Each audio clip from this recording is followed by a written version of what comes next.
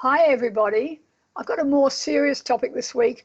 Yet another of the tragic stories of men being done over by our viciously anti-male society. As is often the case, the misjustice here stems from a legitimate, important social concern, which is protecting children from abuse. But measures to ensure the safety of children from sexual abuse are now being systematically used to deny men justice, to subject men to appallingly anti-male, biased investigations which made no attempt to assume the accused man is innocent until proven guilty, but rather to just hang him out to dry. His reputation is invariably trashed. His accusers retain their confidentiality, whilst he's subjected to ferocious treatment in social media and gossip from the howling mob. And even if the man is exonerated, his life is ruined. The institutions who are investigating him are far more interested in virtue signalling and kowtowing to public hysteria over this issue than offering him proper justice. I've been following these sort of cases for over 30 years and have seen so many men destroyed by these types of accusations. Today I'm talking to Harry, and that's not his real name. He's a music teacher and he's a band tutor working at a public school in a small community, and that's why we've decided to change his name and to not show him today. Last year in May, he was accused of inappropriate behaviour involving a number of students, accusations which have been investigated and found to have no substance, but he still remains in limbo, still banned from teaching in the New South Wales education system. Hello, Harry. Hello. Nice to have you here, even in these dire circumstances for you. But I still think it's very brave of you to want to talk publicly about this. Now, tell me a little bit about yourself. I mean, you've been an instrumental music teacher for a long time and worked all over the world. Is that right? I've had military experience for full-time for 23 years, part-time for another 22 years, and I've had work all over the world. I'm involved with the Asia community at the moment. I represent Australia through the Asia Pacific Band Directors Association, and I've sort of been at the forefront of instrumental music teaching since 1997. And working with lots of kids in lots of schools. Lots of kids, lots of schools have had an impact over many children over the years who've gone on to have a full professional life in music. Yeah. And never before had any accusations of this sort. Ever. Never.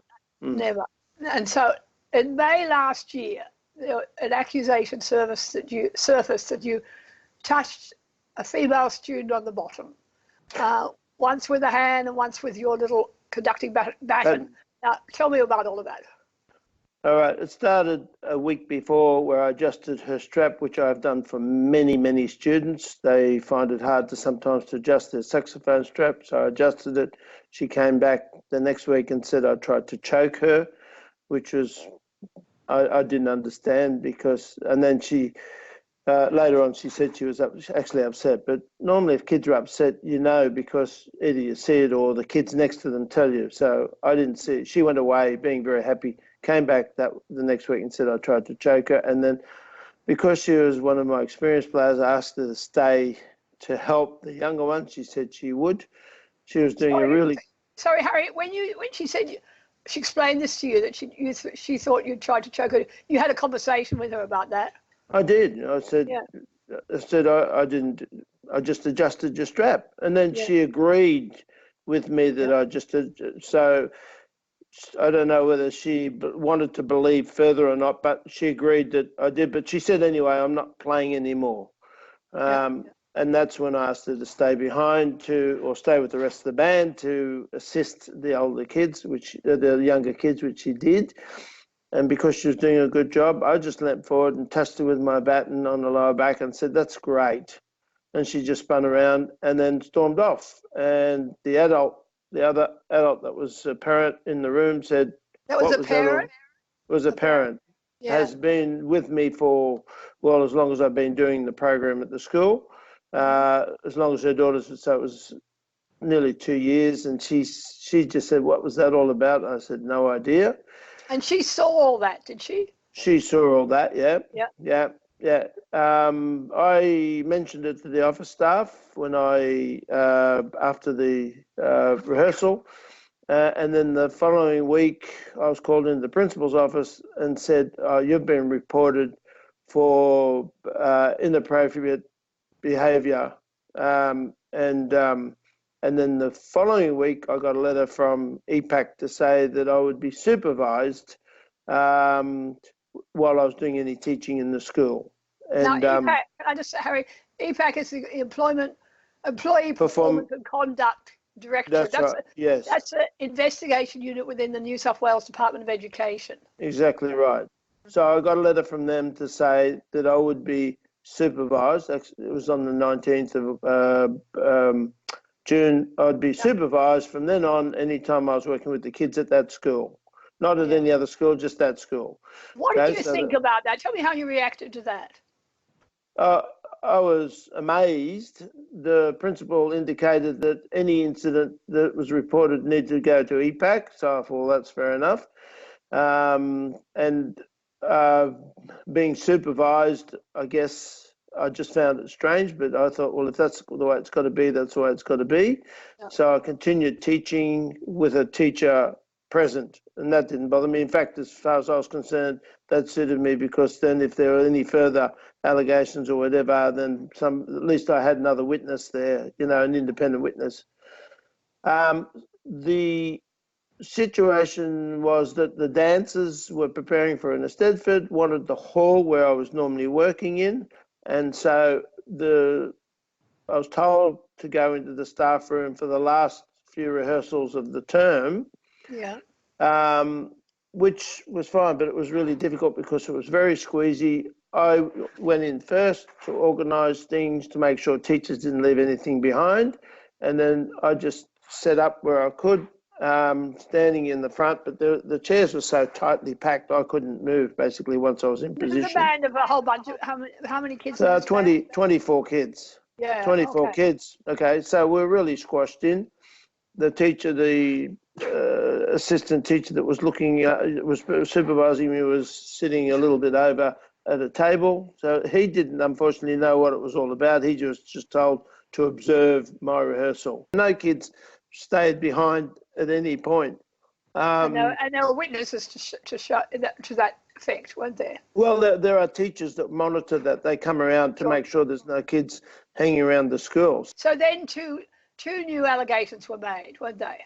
Yeah, but I didn't know about this period. Yeah. But I didn't know about those. No, but we need to explain that. That's the reason we're explaining all of this is that. Yeah, that's right. Yeah. During this period when you're actually being supervised. Yes. Two kids allege other things happened. In fact, eventually three kids. Three kids, but the last one didn't come in until February of this year. Okay. But they complained that I had done things that during the rehearsals. One of the girls said that I'd called her back after the rehearsal and I'd brushed her on the chest and did all sorts of things. Well, there was no way I possibly could have done that because I was in the staff room. I think they assumed that we were still in the hall where I used to stay behind, and I used to pack the chairs up and tidy everything up before I left. And occasionally, if a child stayed behind, I used to 2018, 17, I'd provide lessons, and the mum would sit in with the child to have a lesson. And they knew then that I was still there, you see. But so they made allegations about events that couldn't have happened in the venue, which they allege they take place. No. And in fact, you were supervised all the time when you were with the kids. Time. Yes. Yeah. So these allegations surfaced a bit later. Yeah. Now, but by then you'd actually been told that you were on this list that the government department has, not to be employed list. Yeah. Yes. But the interesting thing about, I assumed there was something going on because on my last rehearsal, the two girls that were reporting were making the extra allegations, said one of them didn't bother coming over at all, and the other one I called for, and she said, my mum said I wasn't to come to band anymore. Yeah. And I actually thought that all they were doing was supporting the other girl's allegations. Yeah. But in fact, what actually happened was that they made extra allegations. So there has to be some sort of collusion between the first child and the other two children, because all the comments are similar. You know, the stories are similar. The words are similar. You know, there's if it was different, then you would expect different stories, but they're all much the same. Even the third one that came in afterwards was much the same. So they were not supposed to talk about it, but obviously it had been discussed by either parents or by children, but I assume by parents, not by children. So you're then told you're on this list, and Yes. you're told that additional concerns have been raised. Yeah. You go off to Japan with a youth band, and come back and hear that the police have been called in. Yeah. Yeah. But just prior to that, the investigator actually rang me from home when I was home, and he said that a letter was coming to say I'd be not employed, and I said, well, that means you're. And he said, yes, and I said, well, are you talking to the witnesses and myself? And no, we just talked to the children. And that's the interesting thing. It's like if you go to a car accident, they only talk to one party. They don't talk to witnesses or the other people to find out what happened. You just talk to one party, you know. And that was really strange, because he could have sorted things out then and there, because I had witnesses. Whether he wanted to talk to me or not, I don't care. But he didn't know what the circumstances were, what the situation was. And all that could have been resolved in that first week by the mere fact that he had just gathered all the information, which he's meant to do, but he didn't. And that other parent, the other parent that witnessed that initial event, wasn't interviewed at that point. No, and nor was the teacher. Yeah. They didn't know who they were until I then came back from Japan, organised an interview with the police, and then they told me that there were 3 allegations, not 1, which both my solicitor and I were quite shocked about. So we addressed the 1 allegation with a statement, and then we took on board the other 2 the allegations, and then I responded in writing. Because the problem is that as my solicitor says, if you start verbalising, they can corner you, or they can make you say things that you don't. They can take it out of context. So I just responded by paper on that, and then within a couple of weeks it was all resolved. All right, they came back and realised that I gave them the names of the witnesses that were there, so they followed that up and they talked to them. But the problem with it was that, again, that nobody's supposed to know who the witnesses are, and they were splashed all over what's the name, over Facebook. Well, just go on. So we've got the police doing the investigation then, and Department of Community Services got involved. Yes. In September, they rang you to say that there's no evidence sustaining the allegations. That's so they've decided there's nothing in it. Yeah. And one of the docs reps mentioned that one of the families concerned has form, presumably had made allegations of some sort before. Not like, no, I think the relating to drugs and things. But difficult family. Okay, but so the police decide not to proceed. The Department of Community Services is deciding to drop the matter. The parents were informed that there was insufficient evidence, but then that's what's interesting to me. So this is all in the theory after this long investigation, resolving itself to some extent. They've decided the allegations don't stand up. So you've got on social media all these accusations about you being a pedophile. I know there was also the Catholic schools sent out a general email about your suspension. That's right. In my local area, they have a Facebook group, which means that if one person makes a comment, it goes out to 2,000 other people. So we then had comments or questions to various schools about my situation and what has happened. And in fact, as late as 3 weeks ago, my name came up at one of our schools, and the little girl said, "Oh yeah, Harry's in jail." Yeah. which is just unbelievable. Okay. Yeah. Yeah. So, I mean, that's, what do you do? So you've got this, enormously damaging Oh, yeah. gossip and social media attacks on you. Mm. And in the meantime, you're desperately trying to get the department, this investigation unit, EPAC, to give you some feedback, to tell you what's happening, because the police and the Department of Community Services have announced that the allegations weren't substantiated, yet the department is not doing anything. No, well, they kept saying that they kept in touch with us, but the only time they did was when we would chase them up for some information. Yeah. They never came forward with any information willingly to say, look, it's progressing well, or this is happening. So if we hadn't have written to the minister, to my local member, to all those people that, to the department head, all those people, then it'd still be hanging around, no result. This started in May last year, this whole thing. Yeah. The whole year of your life. You've been, in the meantime, what have you been, I know your partner is... My partner's been supporting me all that way. Yeah. She's had to run the whole program herself. We've got 600 students. You've got 600 students in your private business, in our programs, So she's had to run it all. I can help at home, but she's had to take on, she's got teachers that she's doing, but we used to share it so that there was, we could at least bounce off each other. I can't do anything. I can't help. When there's weekend work occasionally, when they've got fates and things like that, I can't go to the schools, any of them. The point is that regardless of what outcome we have, what am I going to do? Do I go back? Because there's so many parents know that I've been accused, and they could then say, well, we don't want that because we don't want him to teach our children. So we're back in the same situation again. It's terrible. I mean, I've watched this so many times. I can't tell you how many men have contacted me over the years in your sort of situation. It's just heartbreaking. I mean, I'll be interested that maybe some of the people watching this will have some ideas, because there is this problem that it's still up to the school to decide whether they're going to allow you to teach there. Exactly right. And as you say, the chances the school, any institution like this is always going to be more interested in their public reputation, in kowtowing to the baddies. Yeah. They're not going to stick their necks out for you, and that's what really worries me. Absolutely not. They won't.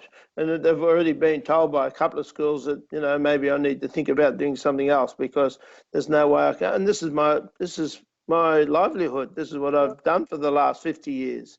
And I know you've got heaps of parents of kids who you've taught years ago supporting you. I mean, there's absolutely a lot of community support from people who actually know you. But it's very hard. I'm teaching some of those children now after school. I've sort of tried to build that up a bit so I can provide a little bit of extra support financially. And those people have been well and truly happy to have me there. One of them actually is a policewoman. She said if she had any doubts, she would have got rid of me ages ago. So I've got lots of support, but that doesn't help at the school because you've got so many parents that would have received or seen something about that. And of course, the police don't go back and resolve it and say everything's been fine. We're expecting that, I've had to change my Facebook profile, but that we're expecting that when EPAC go back to the parents to say there's no more we can do about this, there'll be another round of vitriol and vile comments. We learn nothing from history. Remember that whole scandal around the kindergartens in America? Yeah. Where, allegations surfaced about sexual impropriety and pederast rings and all of that. And there was this massive collusion with other parents then getting involved and more accusations surfacing, all sorts of crazy stuff. And it all turned out to be hysteria. Yeah. And of course, we know this happens if you don't put a lid on these investigations early, and that's exactly what happened with you. Yeah. But everybody is jumping on board. We have this combination of the hysteria around child sexual abuse and then the feminist campaign now to demonize male sexuality. And what really worries me is any man working with children is now at risk. Whether it's a teacher, a sports teacher, a scout leader, whatever it is. And men are not going to dare to work with children anymore, which is going to be an enormous loss for our society. Exactly right. Yeah, well, it changes the whole perspective because you lose that male influence. Sometimes the kids need that because we find often in our programs that the kids don't have fathers and they relish that male input, and that's going to go. That's going to go. Well, Harry, it's been really sad hearing your story, but I think it's a really important story for other people to know about as just one example of what's happening to men in your situation. Men working with children who are at risk now in our anti-male, society where the accusations of abuse surface so readily and can easily take any man down. What must make you very wary is knowing institutions are never going to support you now as a male teacher, are they?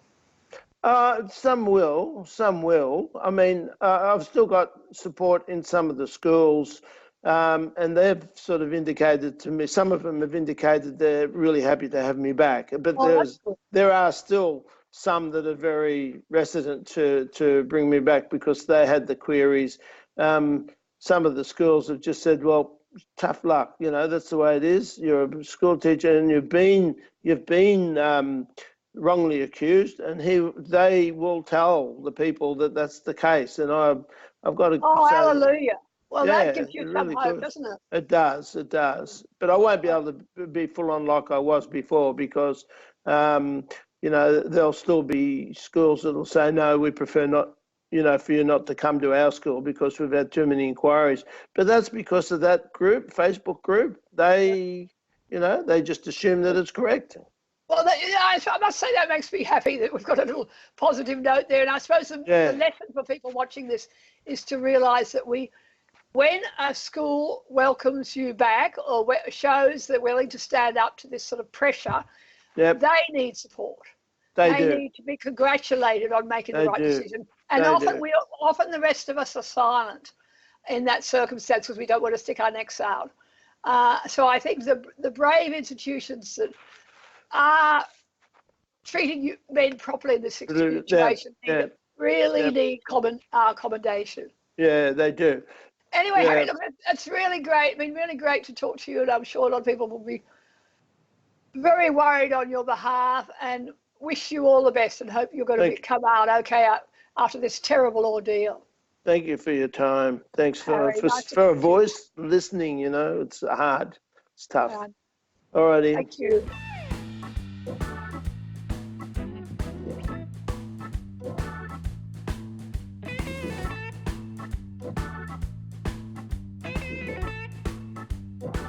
Thanks everybody for supporting me on my YouTube channel. I've got growing numbers of subscribers, which is really exciting. If you'd like to support me financially, go to my donate page on my website. Thanks a lot.